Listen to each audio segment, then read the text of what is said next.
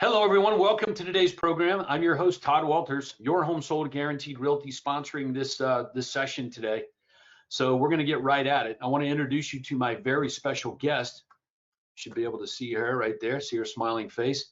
I don't know how often you get to talk to and listen to a real estate agent that sells close to 1,000 homes a year. All right, but you're getting ready to do that right now. Okay, the young lady that you're looking at right now on your GoToWebinar panel, she does that. Her husband, and their team, they're one of the top real estate sales teams in North America. Okay, so this is a real thing. So you're getting ready for a big treat there to hear from her. Now, so as we get, as I officially introduce Shelly, up in the upper right-hand control panel of the GoToWebinar, you can see there's your ability to ask questions, chat, make comments, and do other things right there. That's what that's for. So you want to make good use of that. So I'm going to recommend right now that you just go ahead and type in where you're from, what area you're from, and just type that in right now and let us know if you're having a good day. So Shelly and I can see these questions right there on the panel. We have Cheryl behind the scenes monitoring the chat. So we'll try to do a great job of communicating with you throughout the process, answering your questions along the way. Okay. So I'm going to introduce Shelly right now. We're going to get right to this. Oh, hopefully you guys know what today's topic is about, but if you didn't, if you missed it, this is about the listing agreements and the buyer agreements that you're using right now that are probably board forms are hurting you. They're hurting your ability to get more customers and get the customers to pay what you ultimately want them to pay. So many times it's not your fault that you're having a hard time convincing a person to do business with you or getting them to pay your optimum fee. Like, it's not always your fault. Sometimes it's somebody else's fault. In this case, we are fully going to lay the blame at the feet of the industry.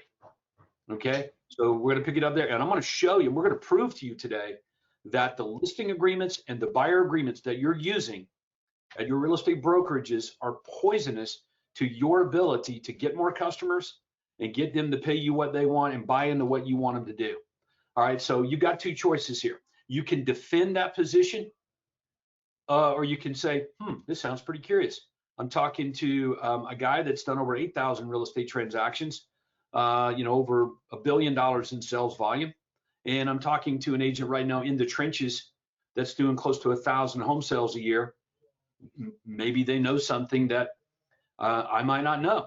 And it's not that we're any smarter than you, trust me. It's just that we've come to realize and been able to identify problems with the way things are done around here. And I think we all know that if you want to be super successful, the way to do that is to be a little bit disruptive, or maybe a lot disruptive. Okay, somebody got it? So with that, I'm going to introduce you to Shelly Salas. Shelly, how you doing? I'm doing good, Todd. How are you? I am better than good. All right, so that was my opener to get everybody excited. I mean, how many times are you told by your real estate brokerage that, hey, the listing agreement and the buyer agreement that you're using that are board forms are really hurting you? Like, how many times would you hear that from an industry insider? Oh, absolutely. I mean, shoot, in our company, we're an independent brokerage. So for us, it was actually my own mindset of, oh my God, we can't do it. We have to use the industry forms. There's just no way, the other way around it. We have to use those forms. Yep. And nope, you don't have to, guys. Yes. Well, we have to probably preface this. It could very well be that your broker decides what forms you use and don't. True. Okay. So Shelly's position on it, my position on it is like, look, we're married to the mission. So if the mission is, I want to go out and help more people buy and sell real estate. I've got hopes and dreams. I want to grow my real estate sales team business. I want to go help more people get what they want. So if that's the mission, you're married, you marry that mission, and then sort of anything that kind of gets in the way or prevents you from going all in to achieve that, it gets assigned a big giant question mark to decide whether it is helping you get more of what you most want or not. Because there is no middle ground on this. either what you're doing or how you're doing things or who you're around, what you associate with, what you read, what you learn, all of it is either pushing you toward achieving what you most want or it is not. And if it is not, you know what that means? Is taken away from it. And this is what a lot of real estate agents don't understand, Shelly, is that they think that the real estate brokerage, for example, is neutral. They think that the forms that they use in the real estate industry are neutral, that those things don't have an impact on them achieving more. And the belief is if you think things are neutral in the universe, you're wrong. You're either moving towards something or moving away from it. It's either positive or negative. It's black or white. It's right or wrong. There is nothing in the middle. And the middle is where the majority likes to sit, but that is not where success is found. Okay, so we're going to pick it up there. So let me interview Shelly here so you guys can kind of gain some perspective on it. Now, Shelly, you are a real estate owner of a Your Home Sold Guaranteed Realty in Texas. Is that right? How did that happen? Why did you do something like that? Tell us a little bit about your story. You guys sold close to 900 homes last year, I think it was, maybe more. So just walk us through kind of the whole Shelly and Lewis story so that we can learn, right? Success leaves clues. Absolutely. So to give you guys a backstory before we are where we are right now, Lewis and I, we've been in real estate now. I started in 2004. Lewis started in 2001. Me personally, I've always been in an independent brokerage. My husband was already a broker by the time I got licensed, but we were dealing with nothing but foreclosures. And so we were task driven, working about 23 hours a day, what it felt like, and making absolutely no money. Then, of course, Lewis heard about the conference years ago, Todd, out there in California, and he said, "Baby, we have to go to this conference." And you're talking about a super conference with Craig. A super conference, yes, a super conference with Craig out there in California, and I was a little hesitant at first, but then we flew out there. Lewis was absolutely convinced already. He just had to convince me. So we get out there, and as soon as I start listening to everything that you were presenting, Todd, I mean, it was a easy, no questions asked. This is it. We have to do it. And that right there was a life changer for us. And so as let me make sure I understand it. Tracking with you. Sure. You're in the business of dealing with primarily bank-owned properties at the time. Correct. Okay. What's wrong with that? Like, it seems to me like if I'm a real estate agent and I'm looking at this, like, I'm like, wow, to have a bank handing me listings all the time, that sounds like a pretty good deal. But since you were involved in it and you were looking for something different or better, it casts some doubt on the way I'm thinking about this, that it might be really good. So, correct. Yay. So it sounds good on the forefront to be able to list for the banks. And I had all the big accounts. I was listing for VA, HUD, FHA, Bank of America. I mean, you name it, we had all the accounts. And it's good at first if you just want to be an employee, because you're basically an employee to the bank at that moment. Every day they change the tasks that you have to do, the procedures, and you have to adapt to it very quickly. Your pay doesn't increase. If anything, it decreases.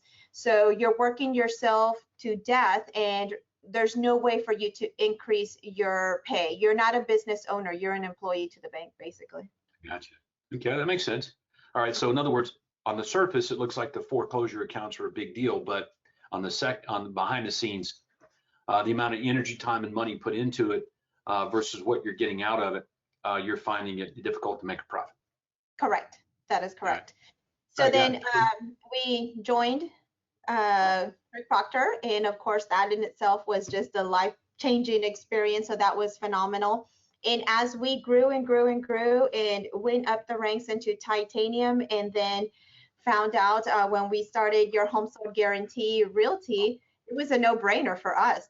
We're like, yes, we're jumping on board, no questions asked, and just dived right in. Okay, so we'll fast forward to it just to establish some authority on it. You basically go from selling almost all REOs, like hardly any like Mr. and Miss Smith, regular run-of-the-mill buyers and sellers, like hardly any of that business, I guess, right? Correct. So we were about 98% REO, and the other 2% was when I had time. For when one of the buyers called on our listings and we actually had time to go show it, then we would go show it. But it was difficult because you're bombarded with day-to-day tasks. All right, so you go from essentially about 50 sales a year with Mr. and Miss Smith, homeowner, to what'd you do over the past 12 months? In the past 12 months, with pending and sold, we did 982, I think it was. Okay, 982 sales. Mhm. Okay, and No so REO, no REO whatsoever. yeah, so you go from essentially a handful of resales to over 900 resales. In how many years was this run? 5 years? 5 years. 5 years. All right, that's going to make you one of the top real estate agents in North America, hands down. Not just by sheer volume, but the fact that you can go from a few dozen sales a year to over 900 a year in 5 years. A lot of the real estate agents watching right now, I would think would be intrigued, but I would say inspired. All right, another couple of questions on this. We're going to flip right to the real problem that the agents are having in front of us right now. We want to help them. Mm-hmm. All right. So is it easier to sell 900 homes, or is it easier to sell 50 homes a year? 900. Yes, this is what a lot of people don't understand.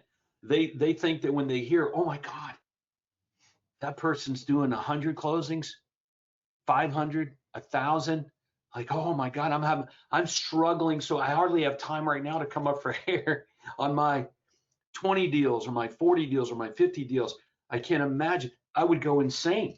And the answer is no, it's the opposite. It Right? really is the opposite, guys. When I was working REO, I mentioned to you, I was literally working what felt 23 hours a day.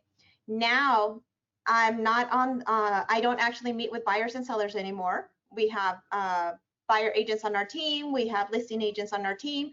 So I don't actually go out and show homes any longer, and I don't sit down with sellers any longer. I train the team to be able to do it the way that I do it, right? The way that Todd has taught us. I actually take vacations now with the family, whereas before we really didn't. And just my life has changed dramatically. So it's a lot easier to sell over 900 homes than it was when I was selling about 50 homes doing REOs.